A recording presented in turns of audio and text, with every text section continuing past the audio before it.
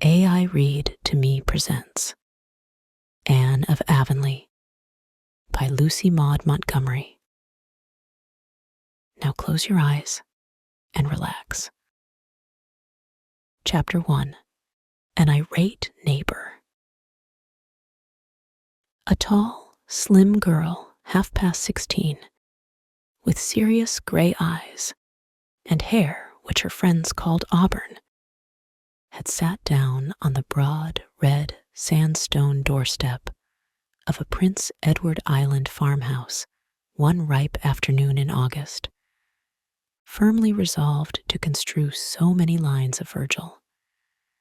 But an August afternoon, with blue hazes scarfing the harvest slopes, little winds whispering elfishly in the poplars, and a dancing slender of red poppies outflaming against the dark coppice of young firs in a corner of the cherry orchard, was fitter for dreams than dead languages.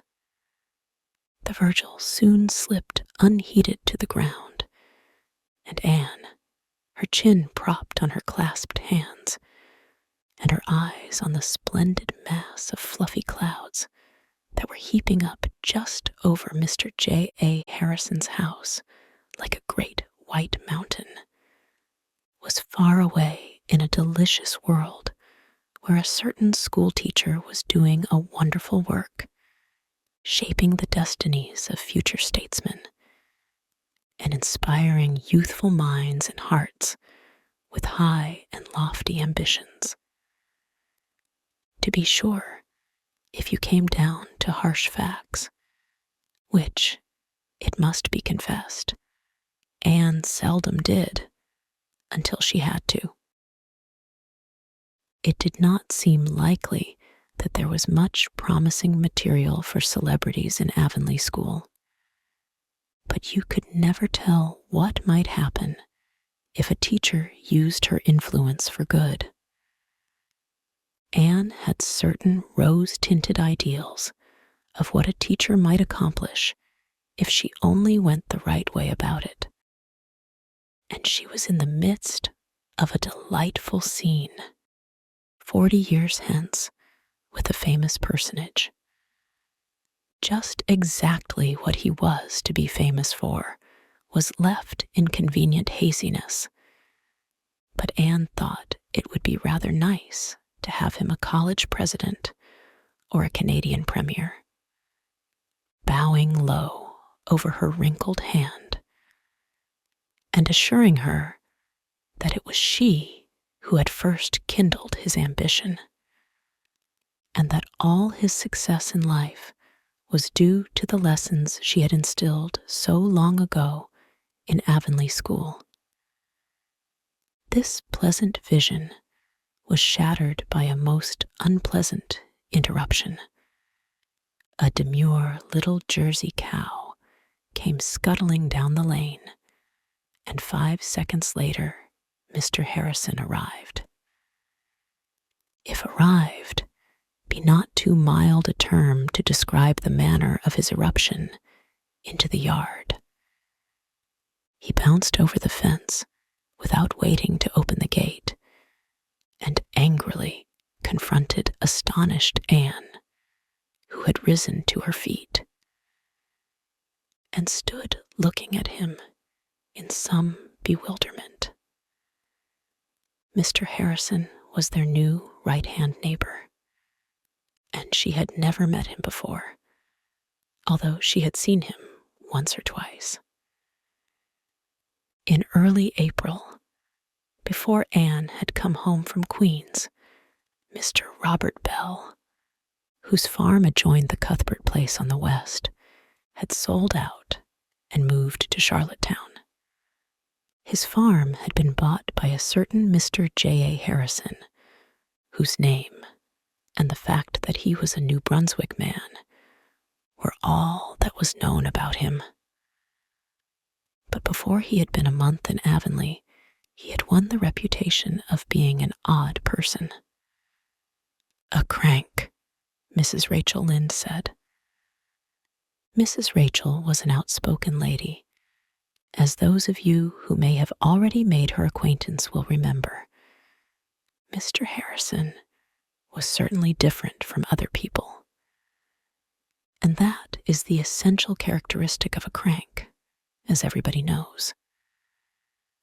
In the first place, he kept house for himself, and had publicly stated that he wanted no fools of women around his diggings. Feminine Avonlea took its revenge by the gruesome tales it related about his housekeeping and cooking.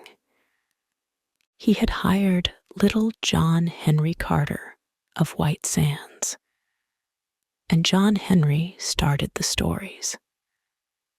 For one thing, there was never any stated time for meals in the Harrison establishment.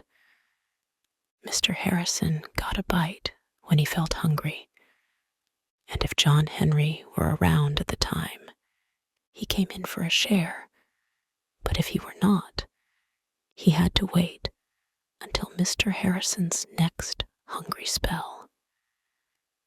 John Henry mournfully averred that he would have starved to death if it wasn't that he got home on Sundays and got a good filling up, and that his mother always gave him a basket of grub to take back with him on Monday mornings.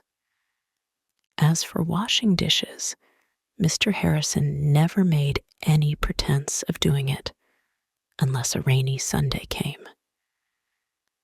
Then he went to work and washed them all at once in the rainwater hogshead and left them to drain dry. Again, Mr. Harrison was close. When he was asked to subscribe to the Reverend Mr. Allen's salary, he said he'd wait and see how many dollars worth of good he got out of his preaching first. He didn't believe in buying a pig in a poke. And when Mrs. Lynde went to ask for a contribution to missions, and incidentally to see the inside of the house, he told her there were more heathens among the old woman gossips in Avonlea than anywhere else he knew of, and he'd cheerfully contribute to a mission for Christianizing them if she'd undertake it.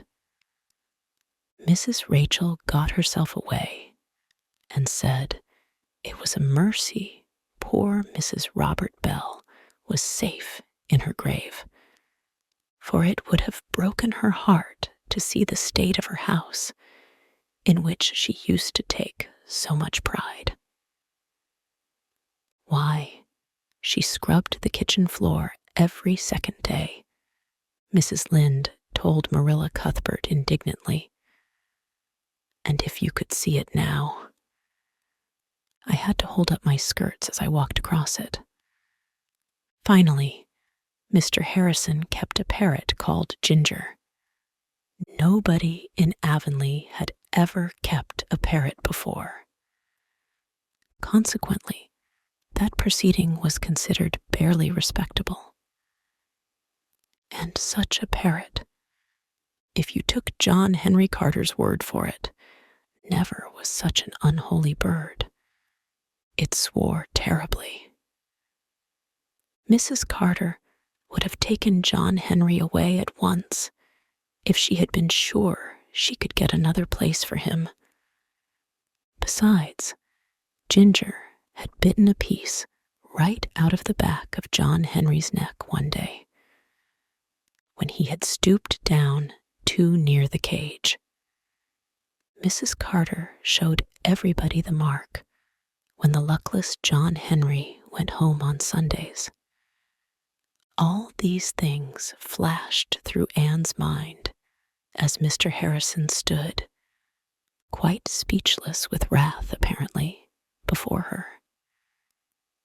In his most amiable mood, Mr. Harrison could not have been considered a handsome man.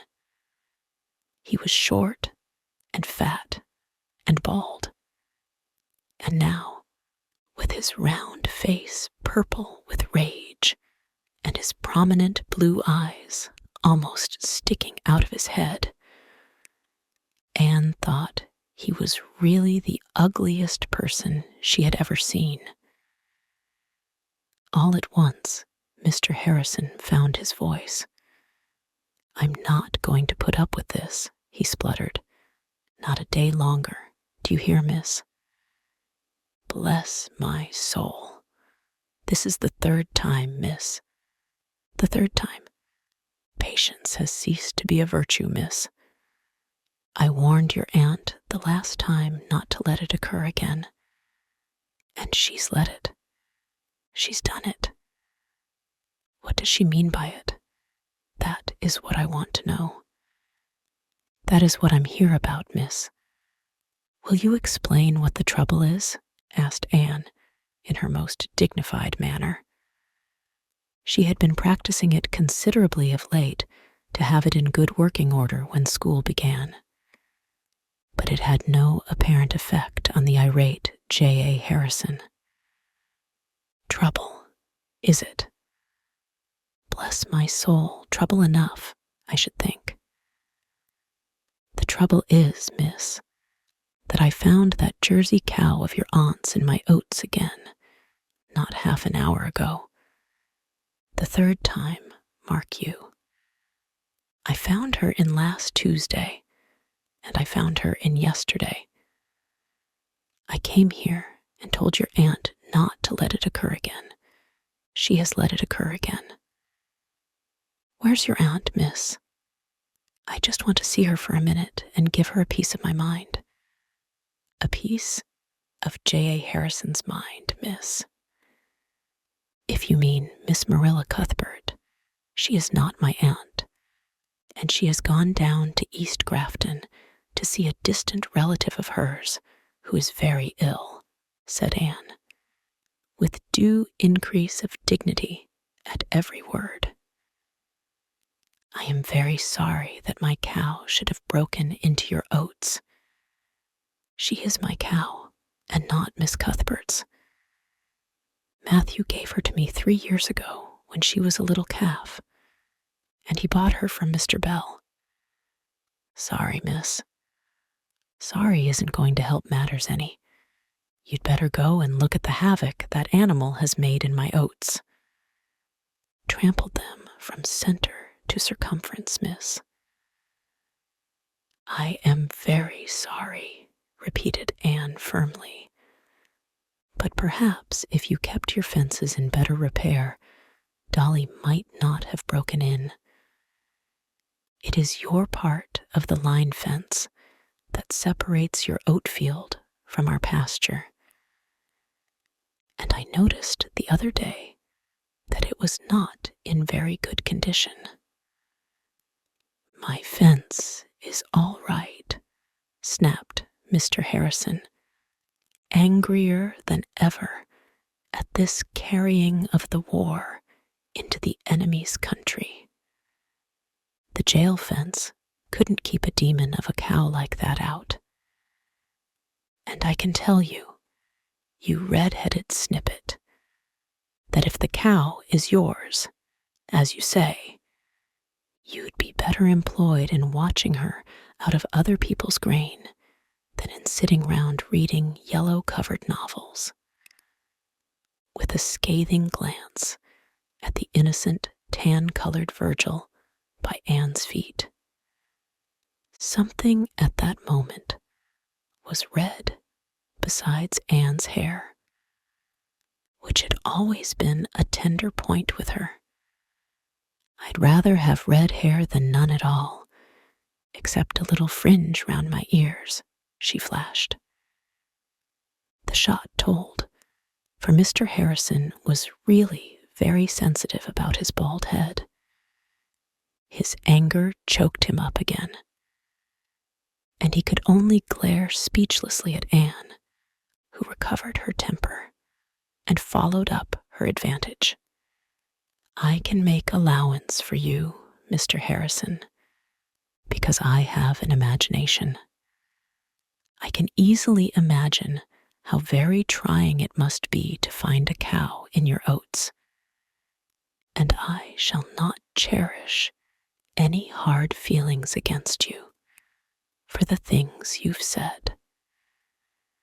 I promise you that Dolly shall never break into your oats again. I give you my word of honor on that point. Well, mind you, she doesn't, muttered Mr. Harrison in a somewhat subdued tone. But he stamped off angrily enough, and Anne heard him growling to himself until he was out of earshot. Grievously disturbed in mind, Anne marched across the yard and shut the naughty Jersey up in the milking pen. She can't possibly get out of that unless she tears the fence down, she reflected. She looks pretty quiet now.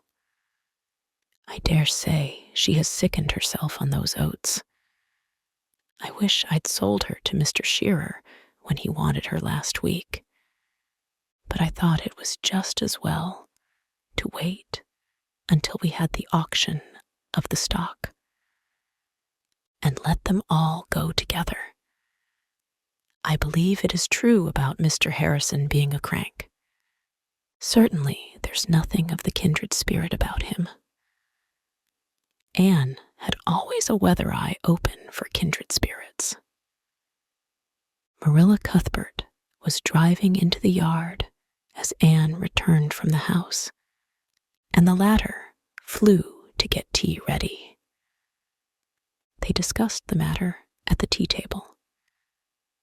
I'll be glad when the auction is over, said Marilla. It is too much responsibility having so much stock about the place, and nobody but that unreliable Martin to look after them. He has never come back yet, and he promised that he would certainly be back last night. If I'd give him the day off to go to his aunt's funeral. I don't know how many aunts he has got, I am sure. That's the fourth that's died since he hired here a year ago. I'll be more than thankful when the crop is in and Mr. Barry takes over the farm. We'll have to keep Dolly shut up in the pen till Martin comes, for she must be put in the back pasture, and the fences there have to be fixed. I declare, it is a world of trouble, as Rachel says. Here's poor Mary Keith dying. And what is to become of those two children of hers is more than I know. She has a brother in British Columbia, and she has written to him about them, but she hasn't heard from him yet. What are the children like? How old are they? 6 past. They're twins. Oh, I've always been especially interested in twins. Ever since Mrs. Hammond had so many, said Anne eagerly. Are they pretty? Goodness, you couldn't tell. They were too dirty. Davy had been out making mud pies, and Dora went out to call him in. Davy pushed her head first into the biggest pie, and then, because she cried, he got into it himself and wallowed in it to show her it was nothing to cry about. Mary said Dora was really a very good child, but that Davy was full of mischief. He has never had any bringing up, you might say. His father died when he was a baby, and Mary has been sick almost ever since. I'm always sorry for children that have no bringing up, said Anne soberly. You know, I hadn't any till you took me in hand. I hope their uncle will look after them. Just what relation is Mrs. Keith to you? Mary? None in the world. It was her husband. He was our third cousin. There's Mrs. Lynde coming through the yard. I thought she'd be up to hear about Mary, tell her about Mr. Harrison and the cow," implored Anne. Marilla promised. But the promise was quite unnecessary, for Mrs. Lynde was no sooner fairly seated than she said, "I saw Mr. Harrison chasing your jersey out of his oats today when I was coming home from Carmody. I thought he looked pretty mad. Did he make much of a rumpus?" Anne and Marilla furtively exchanged amused smiles. Few things in Avonlea ever escaped Mrs. Lynde. It was only that morning Anne had said, "If you went to your own room at midnight, locked the door, pulled down the blind, and sneezed, Mrs. Lynde would ask you the next day how your cold was." "I believe he did," admitted Marilla. "I was away." He gave Anne a piece of his mind. "I think he is a very disagreeable man," said Anne, with a resentful toss of her ruddy head. "You never said a truer word," said Mrs. Rachel solemnly. "I knew there'd be trouble when Robert Bell sold his place to a New Brunswick man, that's what. I don't know what Avonlea is coming to, with so many strange people rushing into it. It'll soon not be safe to go to sleep in our beds." "Why, what other strangers are coming in?" asked Marilla. "Haven't you heard?" "Well, there's a family of Donnells, for one thing. They've rented Peter Sloane's old house. Peter has hired the man to run his mill. They belong down east, and nobody knows anything about them. Then that shiftless Timothy Cotton family are going to move up from White Sands, and they'll simply be a burden on the public. He is in consumption when he isn't stealing, and his wife is a slack, twisted creature that can't turn her hand to a thing. She washes her dishes sitting down. Mrs. George Pye has taken her husband's orphan nephew, Anthony Pye. He'll be going to school to you, Anne, so you may expect trouble, that's what. And you'll have another strange pupil, too. Paul Irving is coming from the States to live with his grandmother. You remember his father, Marilla. Stephen Irving, him that jilted Lavendar Lewis over at Grafton. I don't think he jilted her. There was a quarrel.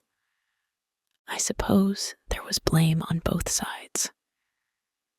Well, anyway, he didn't marry her, and she's been as queer as possible ever since, they say. Living all by herself in that little stone house she calls Echo Lodge. Stephen went off to the States and went into business with his uncle and married a Yankee. He's never been home since, though his mother has been up to see him once or twice. His wife died 2 years ago, and he's sending the boy home to his mother for a spell. He's 10 years old, and I don't know if he'll be a very desirable pupil. You can never tell about those Yankees. Mrs. Lynde looked upon all people who had the misfortune to be born or brought up elsewhere than in Prince Edward Island with a decided, can any good thing come out of Nazareth air? They might be good people, of course, but you were on the safe side in doubting it. She had a special prejudice against Yankees. Her husband had been cheated out of $10 by an employer for whom he had once worked in Boston. And neither angels nor principalities nor powers could have convinced Mrs. Rachel that the whole United States was not responsible for it. Avonlea School won't be the worse for a little new blood, said Marilla dryly. And if this boy is anything like his father, he'll be all right. Steve Irving was the nicest boy that was ever raised in these parts, though some people did call him proud. I should think Mrs. Irving would be very glad to have the child. She has been very lonesome since her husband died. Oh, the boy may be well enough, but he'll be different from Avonlea children, said Mrs. Rachel, as if that clinched the matter. Mrs. Rachel's opinions concerning any person, place, or thing were always warranted to wear. What's this I hear about your going to start up a village improvement society, Anne? I was just talking it over with some of the girls and boys at the last debating club, said Anne, flushing. They thought it would be rather nice. And so do Mr. and Mrs. Allen. Lots of villages have them now. Well, you'll get into no end of hot water if you do. Better leave it alone, Anne. That's what. People don't like being improved. Oh, we are not going to try to improve the people. It is Avonlea itself. There are lots of things which might be done to make it prettier. For instance, if we could coax Mr. Levi Bolter to pull down that dreadful old house on his upper farm, wouldn't that be an improvement? It certainly would, admitted Mrs. Rachel. That old ruin has been an eyesore to the settlement for years.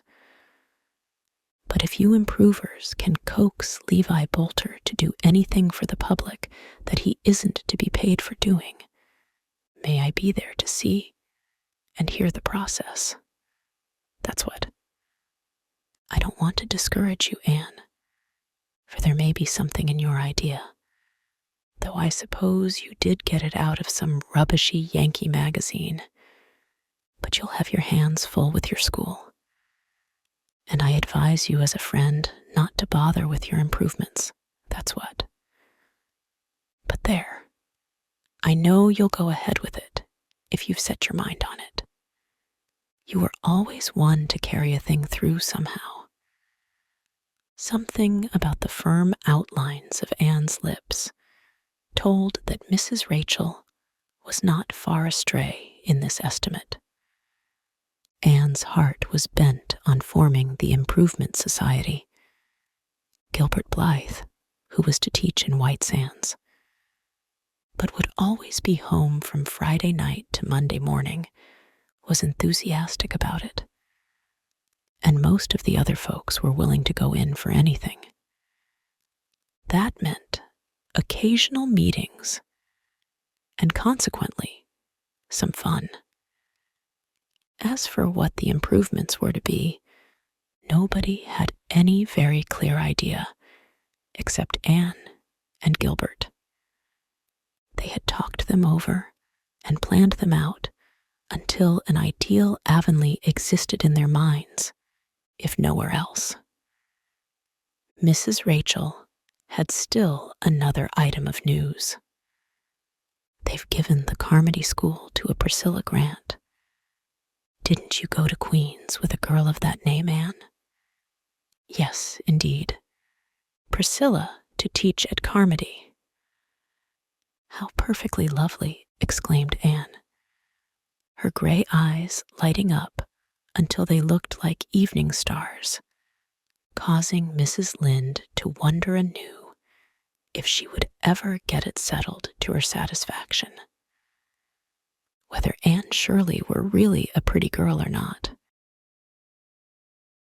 This concludes this reading of Anne of Avonlea by Lucy Maud Montgomery. If you enjoyed it, please like and subscribe. To listen ad-free, visit aireadtome.com or use the link in the description. Thank you for your support.